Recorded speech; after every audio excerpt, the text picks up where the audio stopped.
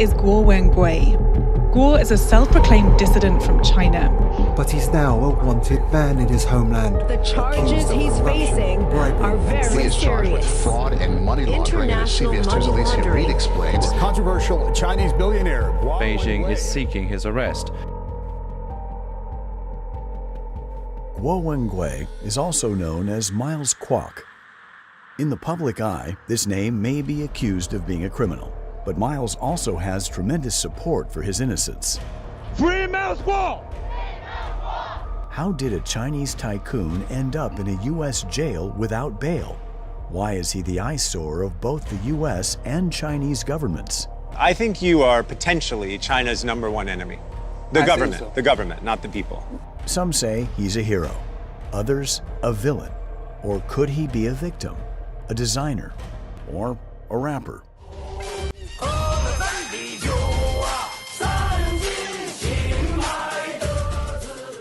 Let's delve deeper to uncover the truth. Who is Miles Kwok? Born in 1968, Miles came from a poor village in China's Jilin province called Zhaojiago. His parents worked hard to raise 8 boys. Miles was the 7th. Miles grew up knowing what it was like to be hungry and cold. During the Cultural Revolution, the whole country was in chaos, and Miles caught the urge to thrive rather than just survive. At 7, he was selling popsicles in the village. By 12, watches and jeans. At 13, he had his own steamed bun shop. And by 15, he was fixing and flipping motorcycles. Afterwards, Miles moved back to his roots in Shandong. As a teenager, Miles was the guy known for the best motorcycles around. In 1985, he met the woman who'd become his wife, and soon they started a family. During this time, Miles's youngest brother remained by his side. Miles's elder siblings found themselves in respectable professions as well, ranging from teaching to law enforcement and military service, accompanying him on their journey towards a gradually improving and happier life. But in 1989, everything changed. That year, China was in turmoil.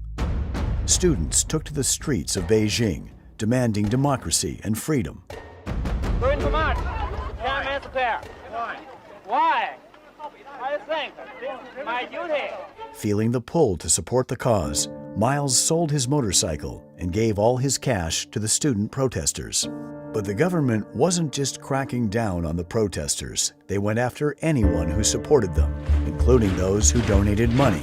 One day, in May 1989, Miles, his wife, 2 children, and his younger brother were gathering in Miles' office when 2 drunk cops barged in to arrest Miles. During the confrontation, the police fired 8 times. 2 bullets almost hit his wife, who was holding the baby, and 2 bullets hit his younger brother in the chest. That night, the police took Miles into custody while completely ignoring his brother. 2 days later, Miles's brother died in the hospital from the gunshot wound. Miles would end up being detained for 22 months in the Xingfeng Detention Center, a place that would forever change his life. In detention, Miles encountered many others who believed in the student movement and democracy. They were teachers, lawyers, writers, and young activists. Despite the lice, moldy food, and damp conditions, these brave people held on to their ideals. Miles watched as each of them were executed without any dignity. The sorrow of losing family, enduring unjust imprisonment, and spending 22 months in confinement, watching innocent, like-minded intellectual mentors put to a cruel death, ignited within Miles a new life purpose. The first thing Miles did upon his release was collect his brother's ashes from the crematorium. Miles's life was never the same from this moment. In the 1990s, following the new direction in China's policies, business opportunities could be found anywhere. With all his possessions confiscated from previous imprisonment, Miles had to start from scratch. His first gig involved carrying fuel savers by train from Beijing to Harbin, a job not for the faint-hearted. But it paid off. With the earnings and some new friends, he moved his family to Changzhou. There, he co-founded a wooden furniture factory. During this period, Miles met Mr. He, who was introduced by his cellmate in Xingfang Detention Center. Mr. He, a friend and mentor, is a seasoned Beijinger, much older than Miles, and comes from a family with a strong scholarly background. Mr. He was profoundly inspired by Miles's spirit and firmly believes that he is destined to make a significant impact.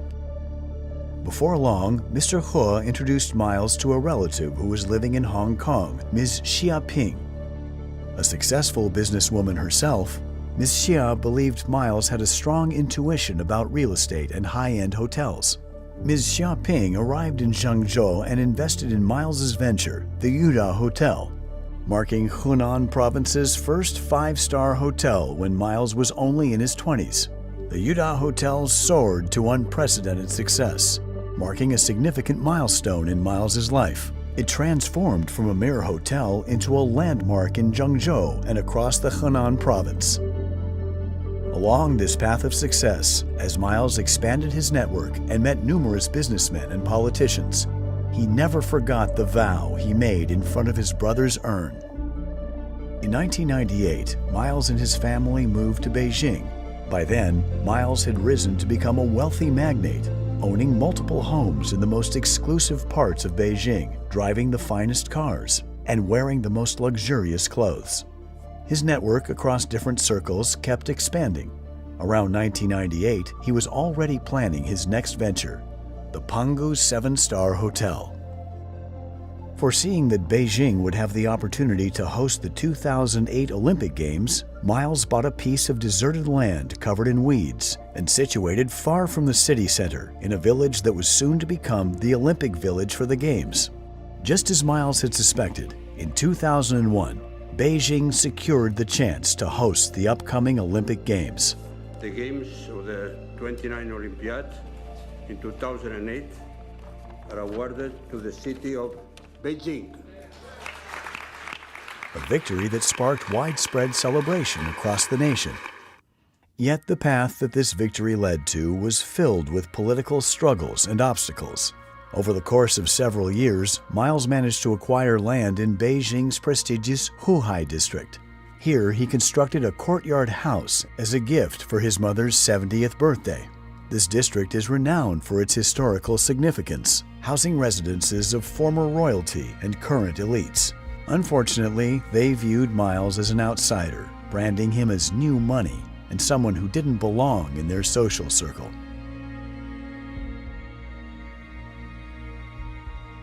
Pangu Hotel hit some major roadblocks right out of the gate. Construction was left hanging by Liu Zhuhua, who served as Beijing's deputy mayor and the brains behind the Olympic construction.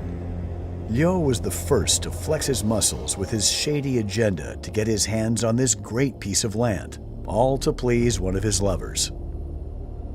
In 2003, Pangu fell victim to confiscation. Miles reported Liu Zhuhua's misconduct with video evidence to the authorities, leading to Liu Zhuhua's arrest. Pangu was then unsealed and returned to Miles. It seemed like Miles had won, but behind the scenes, Liu Zhuhua and his crew were plotting their revenge. When completed in 2008, Pangu Hotel outshone even the Yuda Hotel with its remarkable achievements. It brought great honor to China during the Beijing Olympics, earning admiration from numerous foreign media outlets and celebrities. This period marked the golden age for Miles and his family. It was also during this time that Miles's network extended far beyond China, with celebrities from various countries gathering at his Pangu residence. By this time, he and his family business had already become renowned on the Huron Rich List in China, with private jets, hundreds of cars, millions of pieces of antique furniture, and countless designer clothes. However, amid all the fame and fortune, Miles never forgot his original mission and goals. In 2013, there was a significant upheaval in the CCP government. Xi Jinping launched the so-called anti-corruption campaign, which essentially aimed to eliminate any potential political opponents. 坚持零容忍的态度不变，做到有案必查，有腐必惩，让腐败分子在党内没有任何藏身之地。 As a result, numerous former high-ranking Chinese officials were ousted. Some were even arrested. Leading the charge was Wang Xishan, a former big shot in Beijing, who was once Liu Zhuhua's boss and friend. This crackdown turned China upside down, and Miles and his family were right in the middle of it. According to the internet, the Guo family was already a major shareholder of Founder Securities at that time, and also held a large number of shares in other stock exchanges. Of course, high-ranking CCP officials had long been eyeing to carve up this lucrative business. Within the circle of Beijing politicians Miles befriended was a close friend named Ma Jian, who served as the deputy minister of the Ministry of State Security at the time. As Ma Jian held numerous pieces of incriminating evidence against Wang Xishan, he became the center of a state-led investigation and was subsequently arrested. Wang Xishan suspected that Miles also held incriminating evidence against him. At the end of 2013, anticipating Wang Xishan's move to arrest him, Miles flew to Hong Kong, but Wang Xishan's retaliation had just begun. On January 10, 2015, while Miles was visiting in the UK, Pangu Plaza was swarmed by dozens of police cars and hundreds of officers encircling the building. During this raid, the police detained numerous Pangu employees and several of Miles's family members, including Miles's 5 brothers, his wife, and his young adult daughter. Using force during these types of raids was commonplace for the CCP, and so it was at Pangu that day. Police violently cleared out all the offices, using force on innocent employees. Miles would get a call a few hours after this horrible event.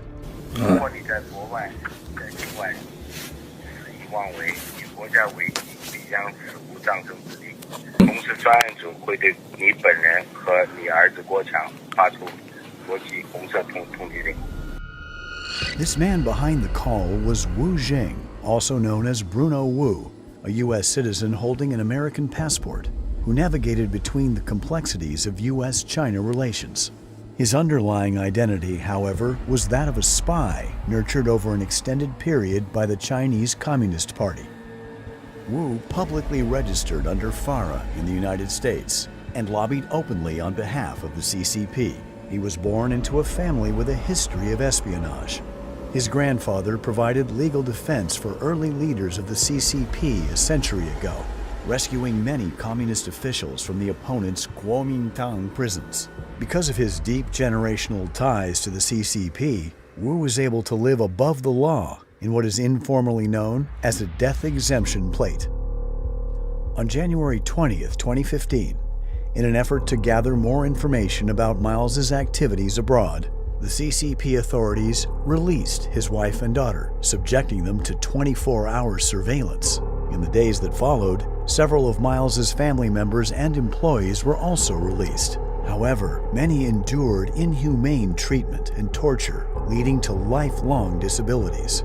Among them, the CCP detained Miles's 3 brothers for a period ranging from 1 to 2 years. The CCP also established a special task force that appeared daily at Miles's company, conducting comprehensive surveillance of finances and personnel.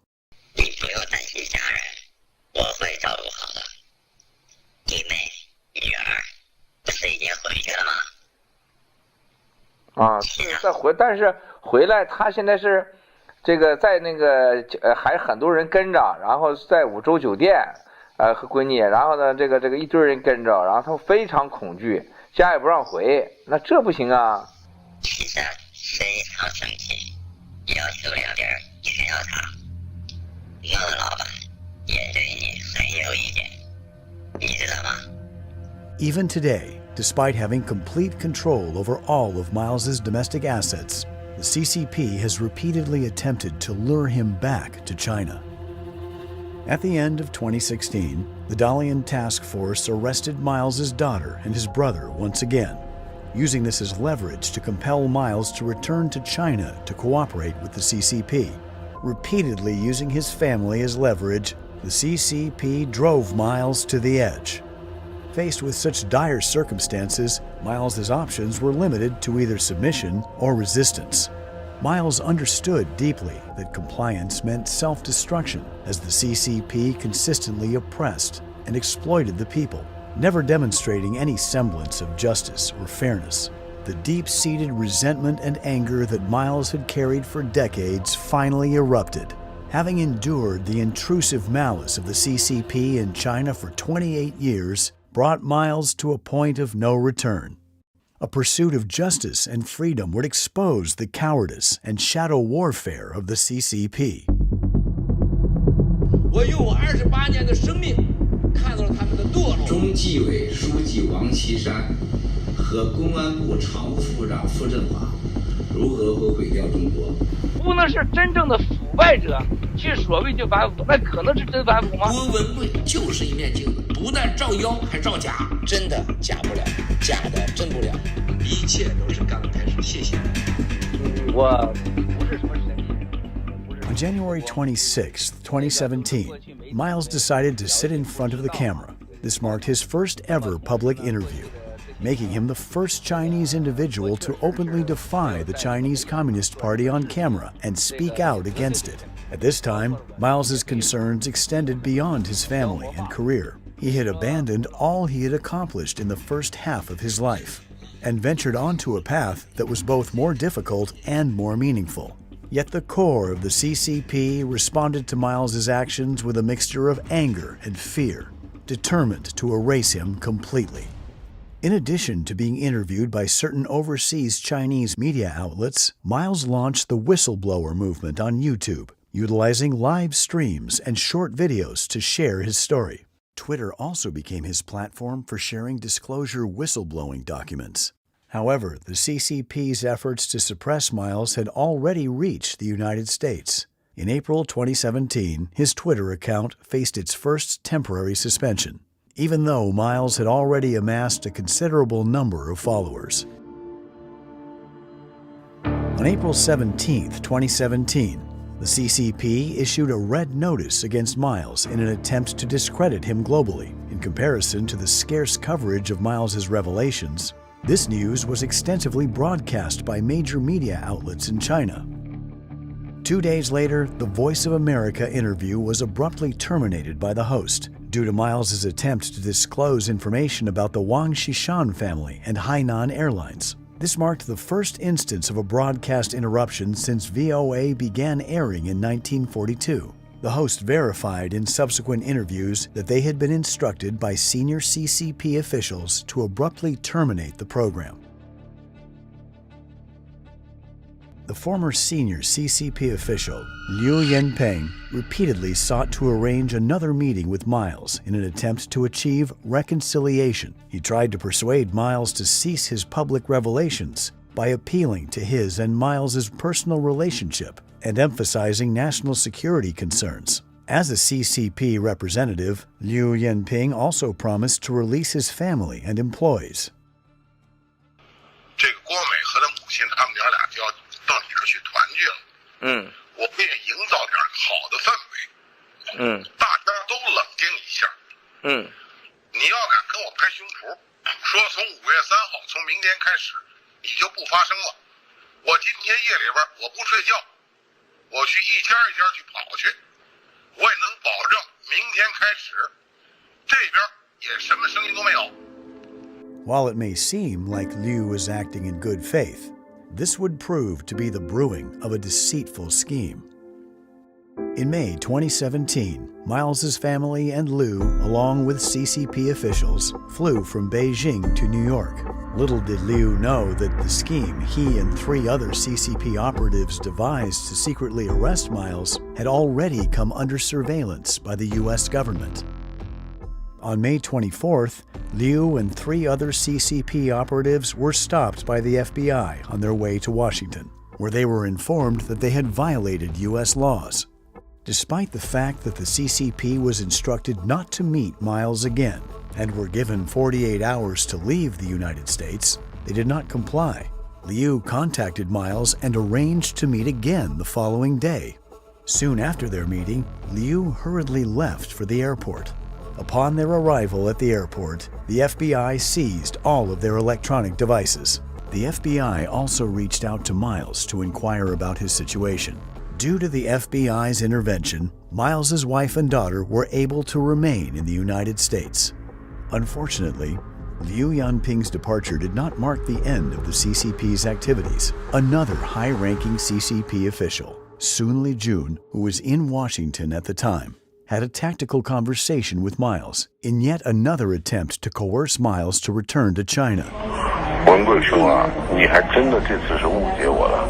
我来呢是美国司法部邀请的，主要就是来谈这个网络安全合作的。而且呢，我到了美国之后呢，已经跟他们谈了2轮了，谈的也都不错。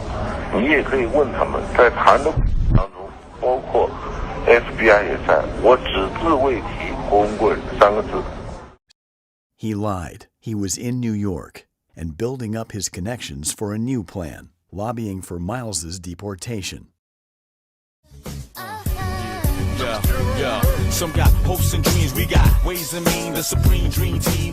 Pras Michel, a former member of the popular American hip-hop group The Fugees, has been convicted of more than 10 crimes by the District Court of Columbia, Washington, D.C. He was engaged in illicit lobbying for the CCP with his personal attorney Higginbotham, who was also holding a position as a senior congressional affairs official at the DOJ.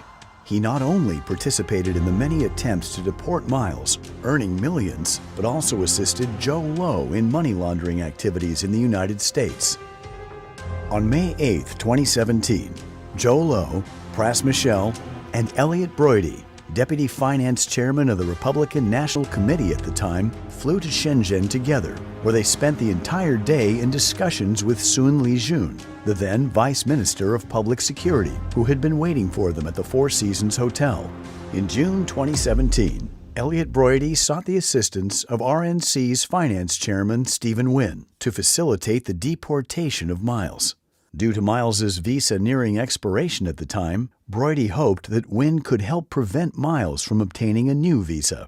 Wynn personally relayed information about Miles during a private dinner with President Trump at the White House. Wynn later informed Broidy that the State Department was examining the matter. However, Trump ended up shelving the deportation of Miles. Broidy received millions of dollars for his lobbying efforts during this campaign, while Steve Wynn secured a license for a casino in Macau. To ensure Miles remained in deep water and posed no threat in the future, CCP plotted another scheme. On July 18, 2017, Miles and his family went on a cruise in the yacht called Lady May. Suddenly, the ship lost control. The captain found it impossible to steer the vessel in the intended direction. Approximately 100 meters away from Lady May, a coal barge vessel was anchored. The consequences of a collision is unimaginable. Miles and his family were just one drift away from death. Being equipped with a sophisticated onboard computer system, the ship ought not to have had a malfunction like this. It's almost as if someone else had control of the ship. On September 6, 2017, Miles submitted a political asylum application to the United States Immigration and Customs Enforcement. The CCP, as expected, attempted to obstruct the submission of the asylum application. On September 12th, hackers affiliated with the CCP military launched an attack on the law firm representing Miles in his asylum case. They compromised all network devices and machines and seized numerous pieces of information related to Miles.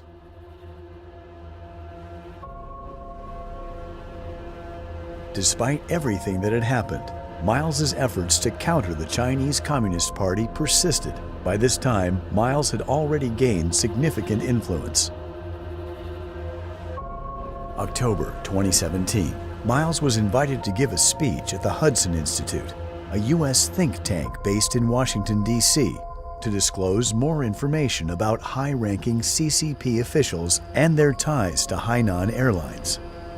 The speech was scheduled on October 4th. However, just a day before the event, Miles was informed that the speech had been postponed, that is, effectively canceled. The organizers offered different explanations for the cancellation multiple times, but eventually admitted it was because of threats from within the Chinese Communist Party. The day after his speech was canceled, Miles opted to hold a press conference at the National Press Club in Washington, D.C., where he officially unveiled intelligence regarding corruption within the Wang Xishan family and Hainan Airlines. He also revealed the CCP's big plan to corrupt the free world by using media, money, sexual bribery, and fomenting unrest in the United States. Miles sounded a worldwide alarm about the CCP emerging as a global concern affecting everyone.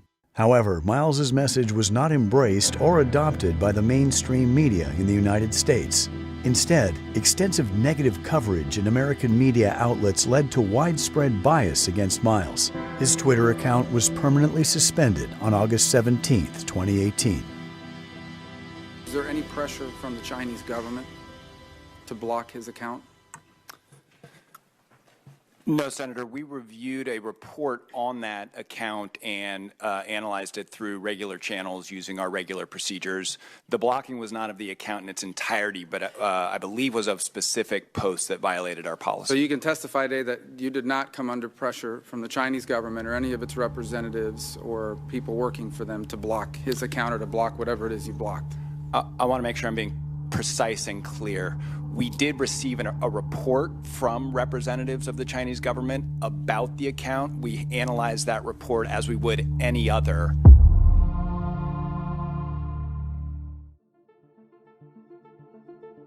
Despite attempts to silence him, Miles's voice echoes, unaffected by the closure of social media accounts and rejection by mainstream journalism. Miles isn't fighting alone. He's supported by millions of Zhanyo, which means the fellow fighters, who have forged a formidable alliance. On June 4, 2020, the anniversary of the Tiananmen Square incident, Miles embarked aboard the yacht Lady May to the mouth of the Hudson River with the Statue of Liberty in the backdrop. Here, they announced to the world the establishment of the new federal state of China. 我用鲜血，我们要在这个世界上用我的鲜血来捍卫我们追求的法治、自由、有尊严、有体面的中国。 This marked the realization of a long-held dream for every Zhanyo, the fellow fighters. They finally had their own alliance, the new federal state of China.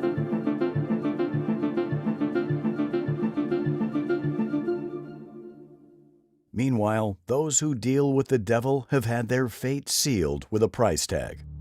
On January 27, 2018, following an article in the Wall Street Journal about sexual harassment of female employees, Steve Wynn announced his resignation as the finance chairman of the RNC. On May 17, 2022, Wynn was sued by the Department of Justice for violating federal laws by engaging in illegal lobbying and failing to register as a foreign agent.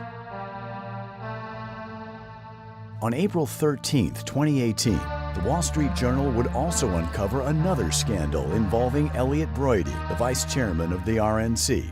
He was accused of paying $1.6 million in hush money to a model for an abortion. Consequently, Broidy resigned from his position. On October 6, 2020, federal prosecutors charged Broidy with acting as an unregistered foreign agent, aiding the CCP in lobbying the White House to repatriate Miles. He later confessed to his crimes in a plea deal, but was pardoned by the president. Now, the fate of the CCP officials, Liu Yanping, Sun Lijun, and Fu Zhenghua, have also come to a deserving end due to the escalated power struggles. Still, soldiers march because the battle continues. The CCP imposed a fine of nearly $13 billion for alleged coercion in 2018. They also seized $5 billion in Hong Kong assets belonging to Miles and his family, representing the largest, most abusive monetary penalty ever imposed in China. The storm continues to churn toward Miles and his anti-CCP global endeavors.